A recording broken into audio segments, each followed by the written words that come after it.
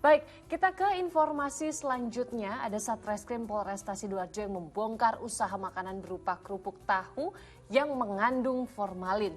Ini sebanyak 3,9 ton kerupuk bercampur formalin tersebut siap diedarkan oleh tersangka di wilayah Jawa Timur hingga Jakarta. Berbekal informasi yang didapat, anggota Unit 5 Tindak Pidana Ekonomi menelusuri penjualan produk pangan berupa kerupuk tahu tanpa izin di Desa Pagerengumbuk, Kecamatan Wonoayu, Sidoarjo. Setelah melakukan penyelidikan, diketahui kerupuk tahu dibuat dengan campuran bahan berbahaya.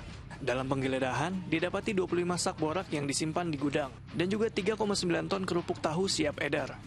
Tersangka mengaku setiap bulan bisa mengirim kurang lebih 650 plastik kerupuk dengan omset mencapai 175 juta rupiah. Tersangka SN dan ST sudah melakukan penjualan kerupuk tahu sejak 2015 lalu. Seperti ini, ya, atau borak ini. Ya, ini kalau digunakan ini seharusnya peruntukannya adalah untuk bahan bangunan. Konsumsi makanan yang mengandung borak sangat berbahaya bagi kesehatan. Bahkan dalam jangka panjang bisa menyebabkan kanker hingga berujung pada kematian. Eko Yudo melaporkan dari Sidoarjo, Jawa Timur.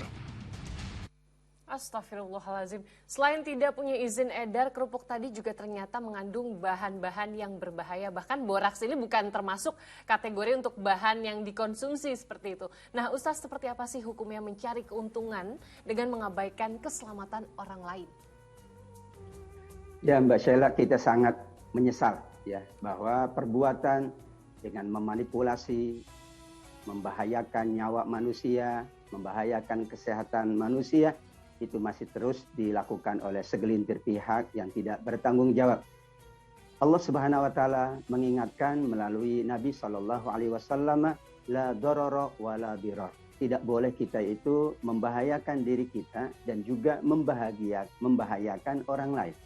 Ketika makanan ada boraks, makanan ada zat yang berbahaya, tentu membahayakan orang lain. Bisa jadi suatu saat yang dibahayakan bukan hanya orang lain, mungkin keluarganya yang tidak sengaja mengkonsumsi. Kategori halalan dan thayyiban ini juga menjadi panduan kita bersama. Allah Subhanahu wa taala mengingatkan, ya ayyuhan nas kulu mimma fil ardi halalan thayyiban.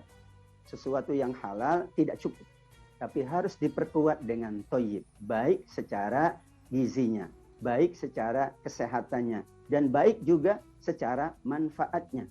Jangan sampai untuk urusan memperkaya diri atau mengambil keuntungan lebih besar, ia mengabaikan faktor thayyib, keselamatan, kesehatan, kemanfaatan bersama. Rasul Shallallahu alaihi wasallam mengingatkan kita semuanya bagaimana kita selalu berusaha menjaga agar tidak membahayakan orang lain. Dalam tanda kutip, berarti kita diminta oleh baginda untuk melakukan yang paling bermanfaat. Sebaik-baik manusia yang paling memberikan manfaat kepada sesamanya, khairun nas anfa'uhum linnas. Ayo kita jalankan yang bermanfaat untuk kita, yang bermanfaat untuk sesama kita. Insya Allah. Dunianya Allah jaga, akhiratnya Allah siapkan surga yang istimewa. Amin ya rabbal alamin. Amin. Ustaz, tapi pengen nanya lagi nih Ustaz. Jadi apakah makanan yang berbahaya ini masuk ke kategori haram meskipun terbuat dari bahan yang halal? Seperti itu Ustaz. Biar kita nggak bingung nih Ustaz. Jadi ketika memilih makanan, ini bahan-bahannya halal, cuman dikategorikan bahaya, apakah jadi sesuatu yang haram untuk kita konsumsi Ustaz? Haram dibagi dua Mbak Sheila.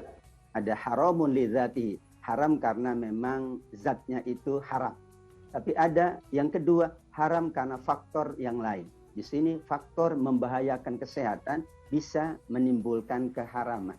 Faktor yang merugikan banyak pihak bisa membawa kepada keharaman. Untuk itu para ulama menjabarkan, haram tidak hanya sebagai zatnya yang diharamkan, misalnya makanan yang jelas haram menurut Al-Quran dan hadis, tapi ada makanan yang bisa dikategorikan haram karena faktor luar. Tadi zat yang berbahaya, yang kemudian kalau dikonsumsi mengakibatkan kematian, mengakibatkan kerusakan kesehatan, dan sebagainya. Baik.